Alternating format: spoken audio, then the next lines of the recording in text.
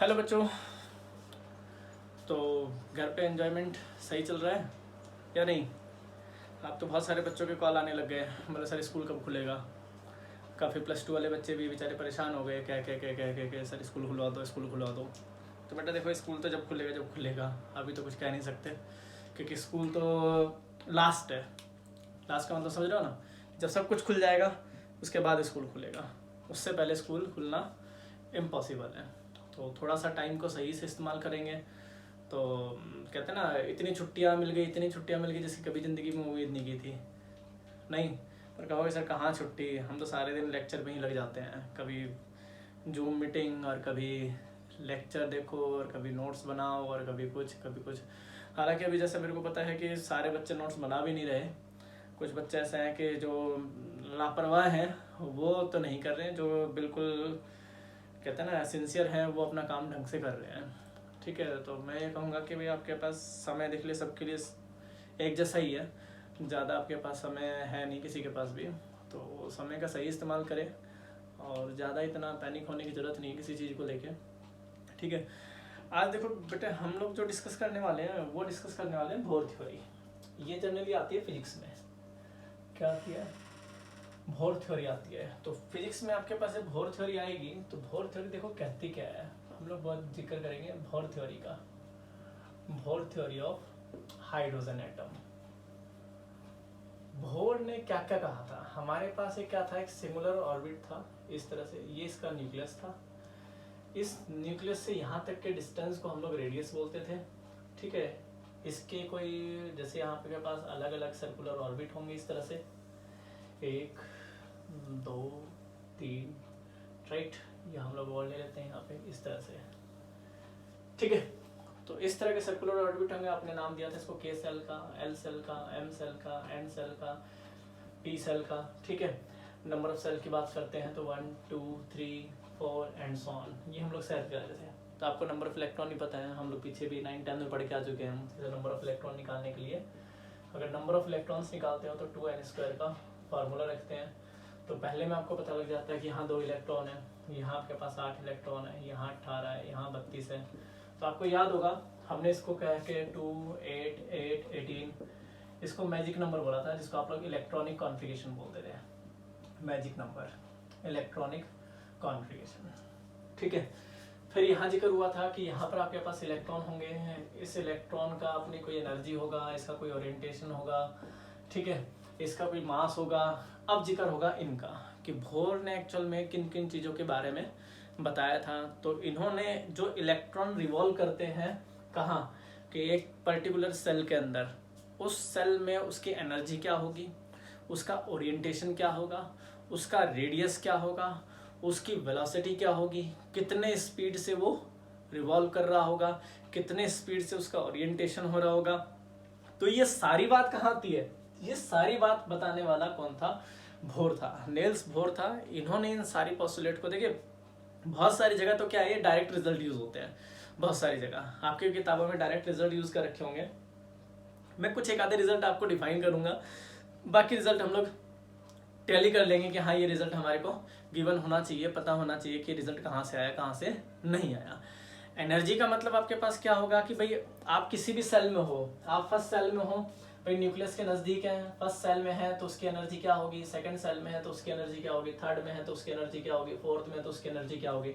ऐसे तो हमने क्या था, कल जब हमने लिखा था तो हमने यहाँ पर सेल इस तरह से बनाया था, अगर आपको याद हो तो कल हमने सेल इस तरह से बनाया था, याद है?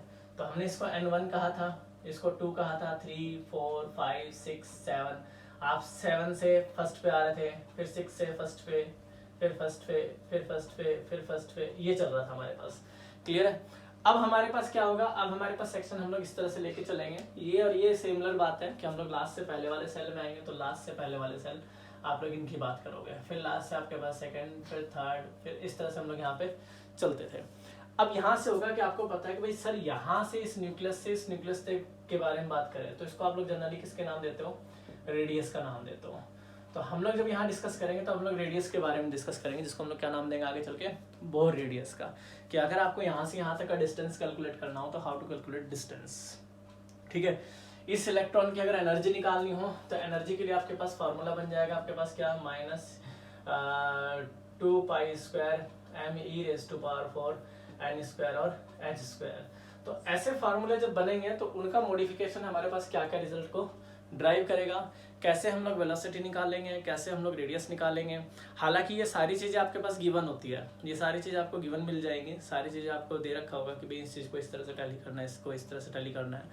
बट अब हम लोग क्या करेंगे, हम लोग इसके बारे में डिस्क्राइब करेंगे कि ठीक है सर टैली तो कर लिया, अगर हम लोग इसको डिस्क्राइब कर ले तो कैसे। तो उसके लिए हम लोग क्या पढ़ते हैं, उसके लिए हम लोग बोर थ्योरी पढ़ते हैं। बोर थ्योरी के देखो क्या क्या कंसेप्ट थे। कंसेप्ट पढ़ने के बाद हम लोग इसमें आएंगे कि सेल्स में किस तरह से रेडियस, किस तरह से उसका एनर्जी, किस तरह से उसकी वेलोसिटी, किस तरह से उसकी पोटेंशियल एनर्जी, यानी एवरीथिंग आप लोग यहाँ से फाइंड आउट कर सकते हो। तो वो चीजें निकालने के लिए ये सारा डाटा आपके पास एज इट इज फिजिक्स का चलेगा। जो चीजें हम लोग फिजिक्स में पढ़ते हैं सिमिलर आपके पास केमिस्ट्री में यही चीजें पढ़ी जाती है। तो बहुत सारी जगह तो क्या करते हैं, केमिस्ट्री में डायरेक्ट आपके पास रिजल्ट का यूज कर लेते हैं, बहुत सारी जगह है कि ड्राइव कर देते हैं। तो आप लोगों ने बहुत सारे, अगर मैं किताबों की बात करूं तो वहां पर आपके पास सीधा डायरेक्ट रिजल्ट यूज कर रखा होगा। हम लोग आज यहाँ पर क्या करेंगे, ड्राइव करेंगे।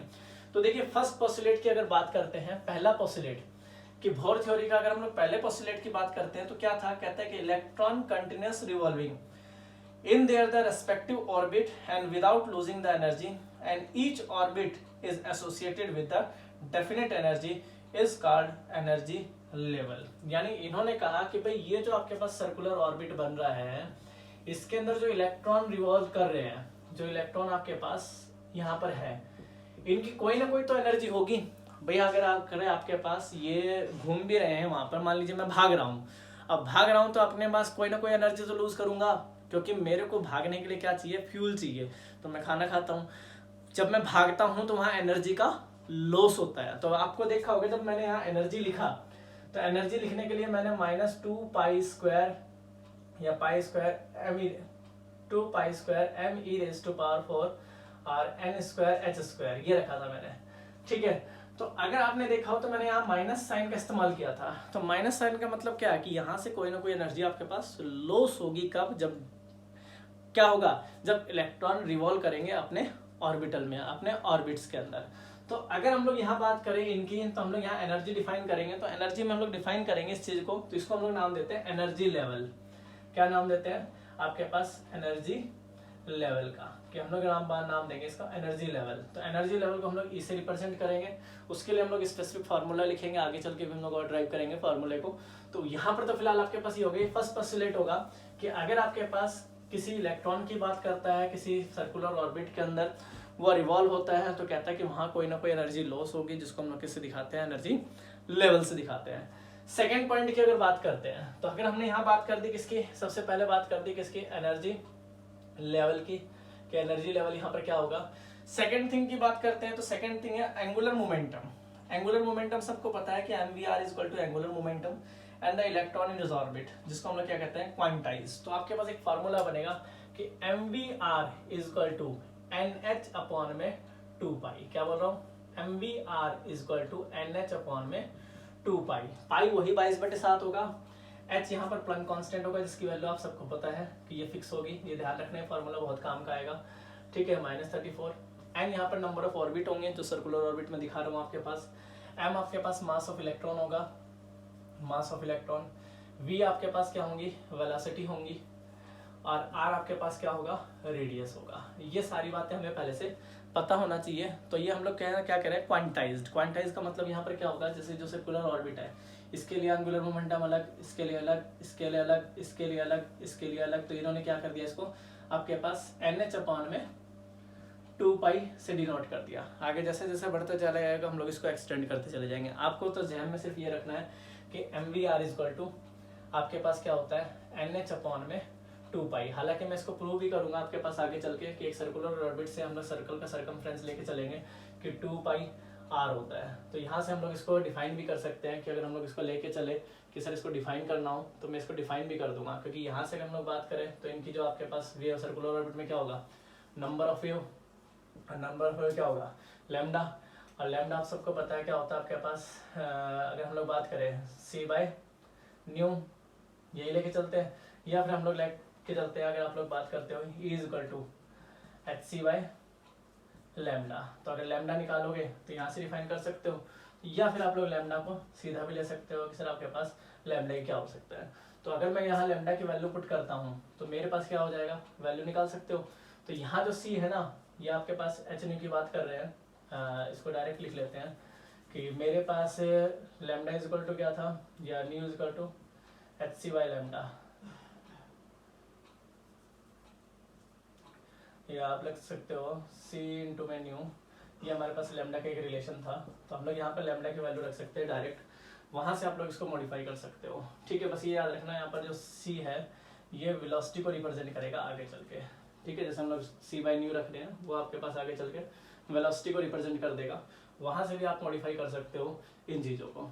तो ये आगे चल के मॉडिफाई करेंगे, सर किस तरह से मॉडिफाई करना है वो बाद की बात है, फिलहाल तो रिजल्ट याद रखेंगे ताकि मैं इसको जब मॉडिफाई करूँ तो आपको याद रह जाए। क्योंकि हम लोग अभी तो यहाँ पर सिर्फ किसकी बात कर रहे हैं, सर्कुलर ऑर्बिट की बात कर रहे हैं।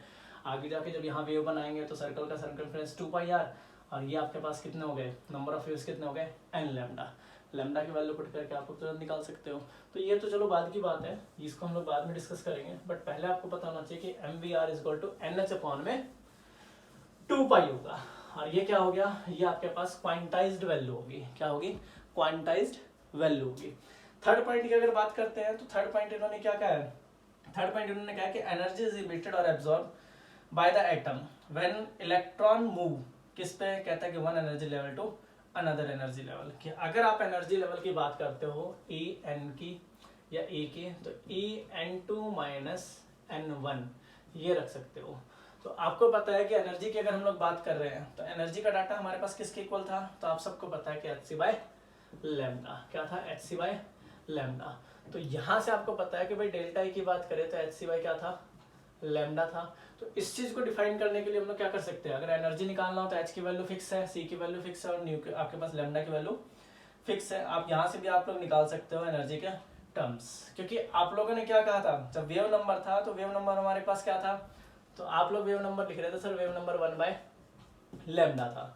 तो इसकी वैल्यू अगर पुट करते हैं तो ये क्या हो जाएगा आपके पास, डेल्टा ई अपॉन में HC। ये पुराने वाले रिजल्ट है सारे, ये जो रिजल्ट हम लोग यूज कर रहे हैं ये कहाँ है, ये मॉडिफिकेशन है एनर्जी को लेके, तो ये पुराने वाले रिजल्ट है। बस समझ में आ गए, हम सिर्फ क्या कर रहे हैं, हम अब बात आ गया, हम लोग बिल्कुल बेसिक टर्म्स में आ गए कि भाई ये आपके पास सर्कुलर ऑर्बिट था, आपने यहाँ पर इलेक्ट्रॉन बता दिए, अब हमें इस इलेक्ट्रॉन की एनर्जी फाइंड करनी है, या हमें बात करनी है कि यहाँ जो वेव्स होंगे उनके आपके पास वेवलेंथ और उनका रिलेशन कैलकुलेट करना है, तो वो कैसे कैलकुलेट करेंगे। तो यहाँ एक मॉडिफिकेशन है, क्योंकि यही हम लोग एंगुलर मोमेंटम की बात करेंगे कि अगर एंगुलर मोमेंटम की बात कर रहे हैं तो एंगुलर मोमेंटम यहाँ पर क्या होगा। तो ये छोटी छोटी टर्म्स हैं जो आपको याद रखने हैं कि आप सबको पता है एंगुलर मोमेंटम आपके पास I ओमेगा होता है। बात समझ में आ गई, एंगुलर मोमेंटम अगर हम लोग बात करें तो सबको पता है कि मेरे पास क्या होता है, I ओमेगा। और I ओमेगा की बात करो तो I आपके पास क्या था, मोमेंट ऑफ इनर्शिया, I आपके पास क्या था, मोमेंट ऑफ इनर्शिया, और W आपके पास क्या था, एंगुलर मोमेंटम। I आपके पास क्या था, मोमेंट ऑफ इनर्शिया, और W आपके पास क्या था, एंगुलर मोमेंटम। तो एंगुलर मोमेंटम की बात करते हो तो आपके पास क्या था, VR था। तो यहाँ से आपके पास I ओमेगा आपके पास क्या हो सकता है, MVR हो सकता है। तो ये छोटे छोटे रिजल्ट है जो आपके पास याद रखना है, ये फिजिक्स में आएंगे, ध्यान रखना। मोमेंट ऑफ इनर्शिया आपने पढ़ा होगा फिजिक्स में, एंगुलर मोमेंटम आपने पढ़ा होगा फिजिक्स में। ये तो मैं छोटे छोटे रिजल्ट यूज कर रहा हूँ ताकि आगे जाके मेरे को परेशानी ना हो इन चीज़ों के लिए। तो आप भी अगर आपने थोड़ा बहुत फिजिक्स में पढ़ा हुआ है तो इन चीज़ों को थोड़ा याद रखना कि मोमेंट ऑफ इनर्शिया क्या था, एंगुलर मोमेंटम की बात कर रहे हो तो एंगुलर मोमेंटम किसका लेके चल रहे हो, ठीक है। तो ये जो छोटी छोटी टर्म्स है, तो देखिए अब बोर थ्योरी कहते क्या है। बोर थ्योरी ने ये बात तो बता दी कि भाई तीन कंसेप्ट पे ले गए कि एक तो एनर्जी लेवल पे, एक क्वांटाइज्ड आपके पास एनर्जी पे, या आपके पास हम लोग कहते हैं कि MVR equal to NH upon में 2π, और एक आप लास्ट लेके चले किसके लिए कि सर आपके पास जो एनर्जी का रिलेशन है कि अगर हम लोग एनर्जी निकाल के चलते हैं किसी के साथ भी, आप लोग निकाल के चल रहे थे अभी क्या कि एनर्जी लेके चल रहे थे, तो एनर्जी आपने क्या लिखा था कि सर अगर डेल्टा ई लेके चलेंगे तो आपके पास HC अपॉन में क्या होगा, लैम्डा होगा। तो ये डिफाइन करने के लिए हम लोग क्या कर रहे हैं, अब हम लोग कर रहे हैं रिजल्ट डिस्कस इसके, जो पॉसिबिलिटीज के आए थे, जो इन्होंने ऑब्जर्व किए थे, उन रिजल्ट को डिस्कस करते हैं। कौन कौन से रिजल्ट थे, क्या क्या उसने कहा था। तो उसने देखो आपके पास सबसे पहले किसको रिप्रेजेंट करना चाहा, हम लोग रिजल्ट डिस्कस करते हैं बोर थ्योरी के। तो आपके पास कुछ रिजल्ट है जिनको हम लोग यूज कर रहे हैं। तो आप जानते हो सबसे पहला रिजल्ट तो हम लोग यही यूज करते हैं कि K is equal to 1/4 epsilon 1/4 pi epsilon naught. ठीक है, तो आप सबको पता है कि अगर हम लोग यहाँ बात करें एप्सिलॉन नॉट आपके पास क्या थी, एब्सोल्यूट परमिटिविटी। क्या कर रहे हैं आप लोग, एब्सोल्यूट परमिटिविटी, परमिटिविटी। ठीक है, पाई आपको सबको पता है कितनी होती है, 22/7 होती है। कि आपके पास क्या हो गया, ये एप्सिलॉन कांस्टेंट हो गया जिसका हम लोग नाम ले रहे हैं आपके पास। हाँ, जो आपके पास एप्सिलॉन नॉट की वैल्यू है ये हमारे पास फिक्स होती है, जनरली आप इसको भी टैली कर सकते हो। एम आपके पास मास ऑफ इलेक्ट्रॉन, वी आपके पास velocity, N number of orbits हो जाएंगे, जेड एटॉमिक नंबर होगा, ई इलेक्ट्रॉन पे चार्ज होगा, एच प्लंक कांस्टेंट होगा। इन चीज़ों का हम लोग आगे चल के इस्तेमाल करने वाले हैं, थोड़ा सा आपको ध्यान रखना है। ठीक है, तो ये हम लोग पहले भी डिस्कस करके आ चुके हैं, अब भी डिस्कस कर रहे हैं।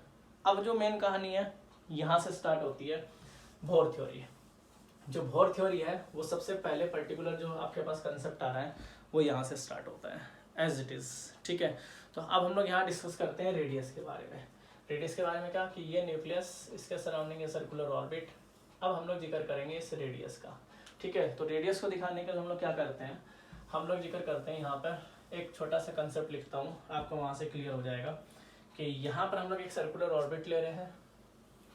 ठीक है, ये इसका जेड हो गया, जेड ई ले लेते हैं, आपके पास न्यूक्लियर चार्ज जिसको बोल रहे हैं। ठीक, यहाँ से अगर आप चलते हो, ये आपके पास आर एन इसका रेडियस हो गया, यहाँ इलेक्ट्रॉन प्रेजेंट है, ऐसे दिखा देते हैं यहाँ पे। ठीक है, यहाँ से इसका कोई नेट फोर्स ले लेंगे, जो आपके पास जो भी होगा नेट फोर्स। ठीक है, तो ये आपके पास नेट फोर्स पे अगर बात करते हैं, वेलोसिटी ले लेते हैं इस पे, ये मेरे पास होगा। अब हमें क्या करना है, यहाँ से यहाँ तक का डिस्टेंस जिसको हम लोग बात कर रहे हैं रेडियस। जनरली रेडियस इन्होंने कहता है कि जो रेडियस की अगर बात करते हो तो रेडियस आपके पास किसके इक्वल होगा, जिसको हम लोग बोहर रेडियस की बात करते हैं।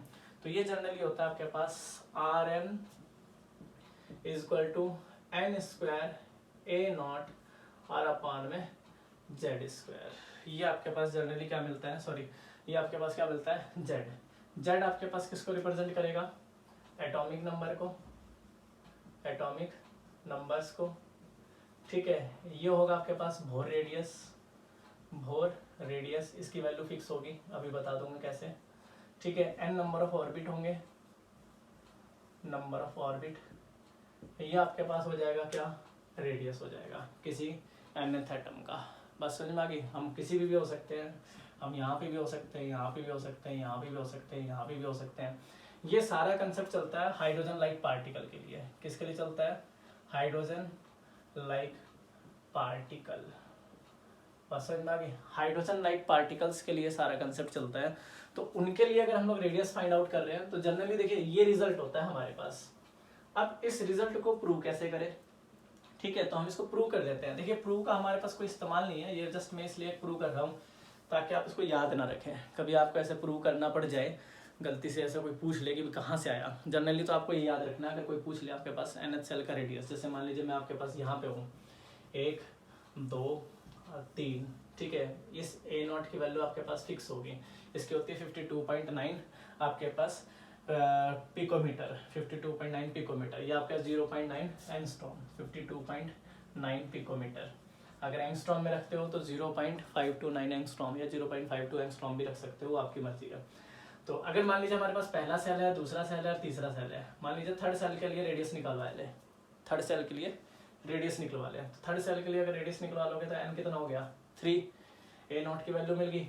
अगर वो जनरली पूछता है सिर्फ नॉर्मल के लिए तो आपने रखना है n स्क्वायर A0 की वैल्यू, बस समझ में आ गई। और अगर वो पूछता है कि हाइड्रोजन लाइक पार्टिकल के लिए, मान लीजिए उसने पूछ लिया बेरिलियम 3 पॉजिटिव के लिए, बस समझ में आ गई। तो बेरिलियम का एटॉमिक नंबर आप लोग लेके चलोगे कि आपके पास क्या होगा, क्लियर है। तो बेरिलियम का एटॉमिक नंबर, इलेक्ट्रॉन आपके पास कहाँ है, फर्स्ट ऑर्बिट के अंदर है, वैल्यू पुट करिए, आंसर निकालिए।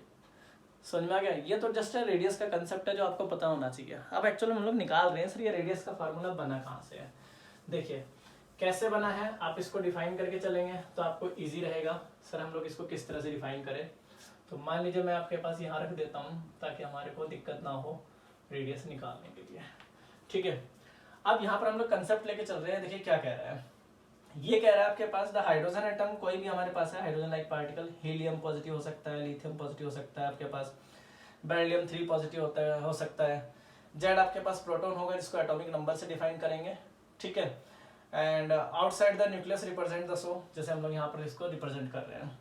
अब यहाँ जिक्र कर रहे हैं आपके पास सेंट्रीपिटल फोर्स होगा F, एक्टिंग ऑन द किस पे, कहता है electron, and due to the force of attraction nucleus. कि हम लोग सेंट्रीपिटल फोर्स की बात कर रहे हैं जो इलेक्ट्रॉन के साथ है यहाँ पे, वो आपके पास क्या होगा, F1 होगा, जिसको हम लोग क्या रखते हैं, तो आपको पता है कि F1 आपके पास क्या हो सकता है, kZe² आपके पास Rn।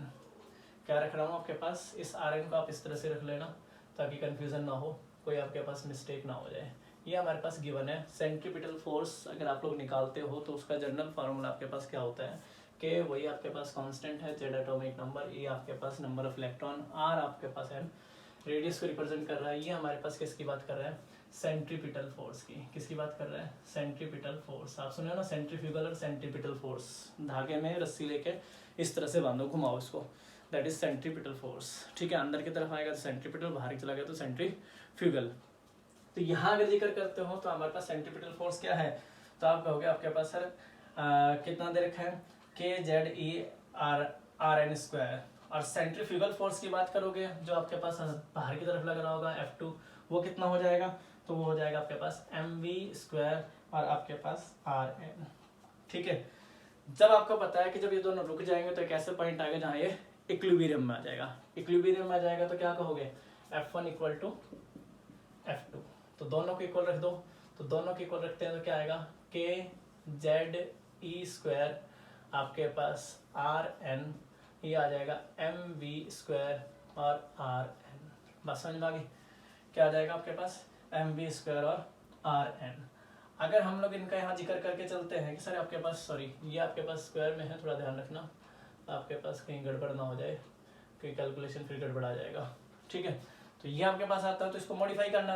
अब मॉडिफाई करना है तो आप लोग क्या करोगे, यहाँ से v² की वेलोसिटी, v² की वैल्यू निकाल लो। तो v² आपके पास क्या हो जाएगा, v² आपके पास हो जाएगा यहाँ पे क्या, k आपके पास Ze² और अपॉन में कितना हो जाएगा, तो अपॉन में आप कहोगे सर आपके पास mRn। ठीक है, क्योंकि एक R से एक R कैंसिल हो जाएगा। सबको पता है काइनेटिक एनर्जी क्या होती है, ½ mv²। काइनेटिक एनर्जी अगर लिखे तो क्या होती है, ½ mv²। इस v की वैल्यू की जगह ये रख दो। ठीक है, इस v की वैल्यू की जगह क्या रख दोगे आप लोग, ये रख दोगे, तो आपको पता है कि हमारे पास क्या आ जाएगा। तो हम लोग इसको आइडेंटिफाई कर सकते हैं कि सर मेरे पास अभी क्या था, तो आप रख सकते हो कि सर आपके पास mvr = क्या था, तो यहाँ रखेंगे आपके पास mv = mv², इसको ले लेते हैं। तो ये मेरे पास हो जाएगा आपके पास kZ² kEZ² और Rn। ठीक है, इसकी जगह पुट करो तो काइनेटिक एनर्जी आपके पास क्या हो जाएगी, यहाँ पुट करते हैं तो ke ½ mv² की जगह यहाँ पुट कर दीजिए, तो ½ ke आपके पास स्क्वायर z और अपॉन में Rn। यहाँ तक आ गए, यहाँ तक हम लोग आ गए काइनेटिक एनर्जी पे।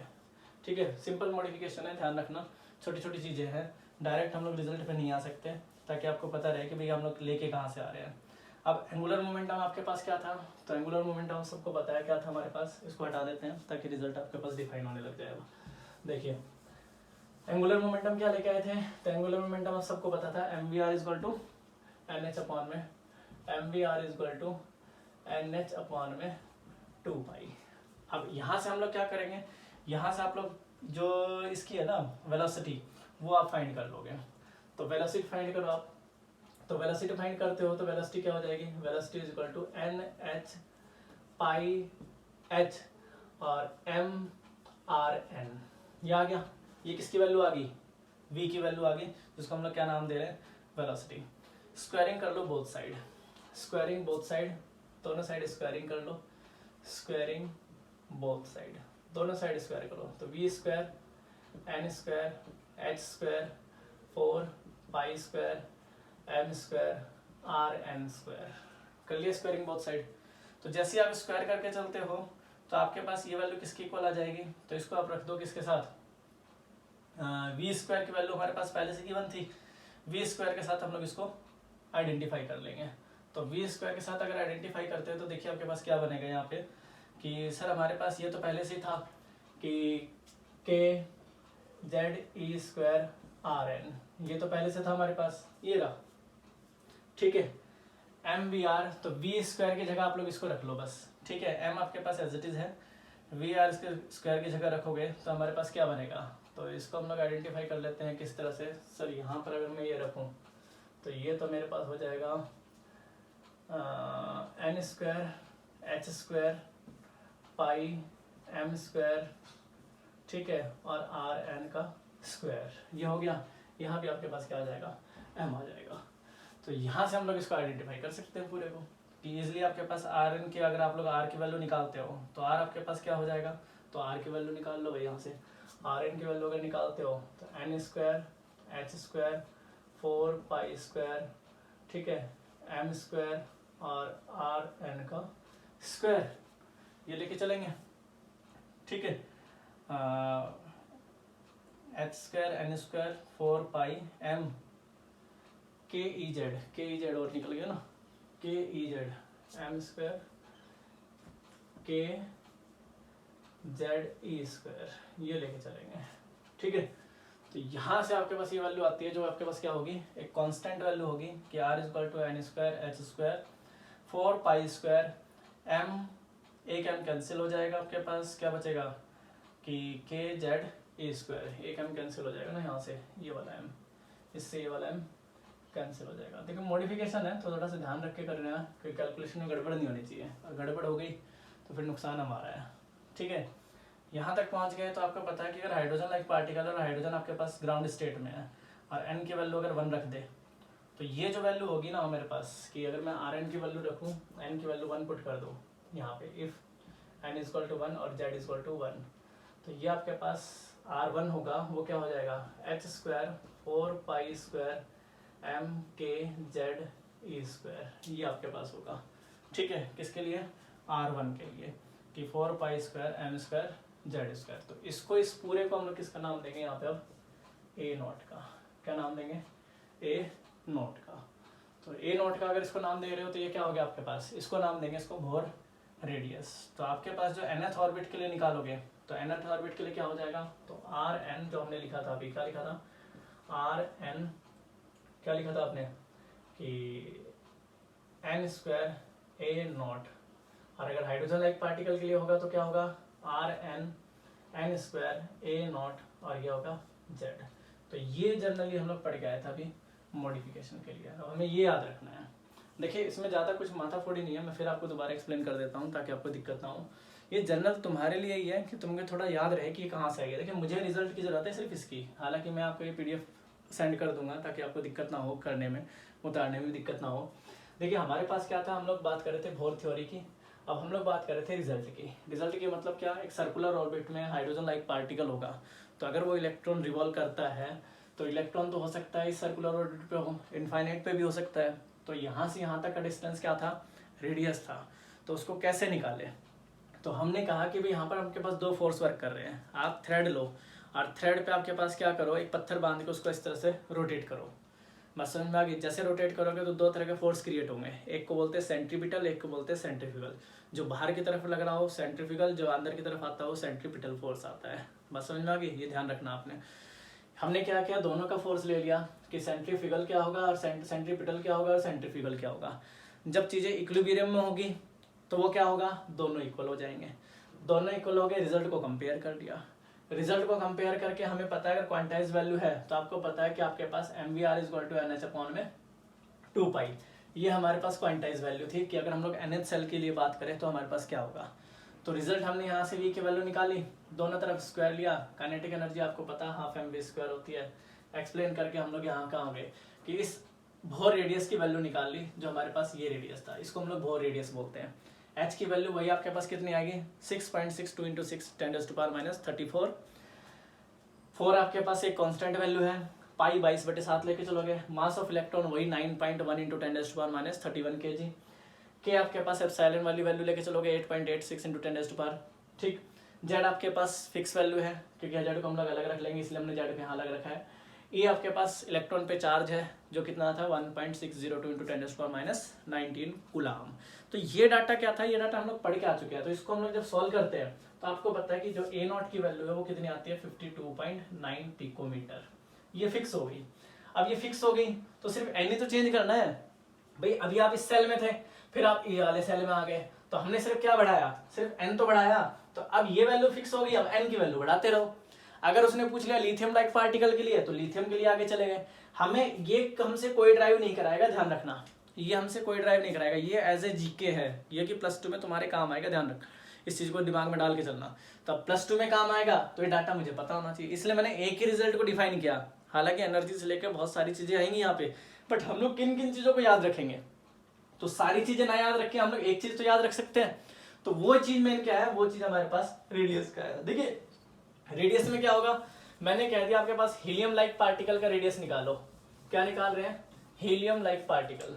तो यहाँ पर हीलियम ले लेते हैं, यहाँ 1 2, हम ले लेते हैं वो हीलियम पॉजिटिव, ये ले लिया। अब इसका रेडियस निकालना है, तो आपको पता है कि Rn मेरे पास किसके इक्वल होता है, तो a नॉट और n² z, ठीक है, a नॉट n² z, तो निकल जाएगा आराम से यहाँ पे भाई, इजिली निकल जाएगा। इसकी वैल्यू कितनी है आपके पास 52.9, n की वैल्यू कितनी आएगी, तो आपको पता है कि हीलियम में तो एक इलेक्ट्रॉन है, क्योंकि एक लॉस का रखा है, तो फर्स्ट ऑर्बिट की बात करेंगे, n1 हो गया।